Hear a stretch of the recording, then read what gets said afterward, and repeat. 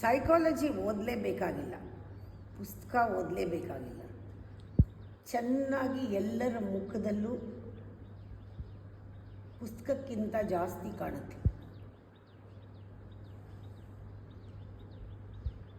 ಎರಡನೇದು, ನಾವು ಜೀವನದಲ್ಲಿ ಬೀಳ್ತಾ ಇದ್ದಾಗ ನೆಲ ಎಷ್ಟು ಗಟ್ಟಿ ಅಂತ ಗೊತ್ತಾಗತ್ತೆ, ಎದ್ದಾಗ ನಮಗೆ ಎಷ್ಟು ಶಕ್ತಿ ಇದೆ ಅಂತ ಗೊತ್ತಾಗತ್ತೆ.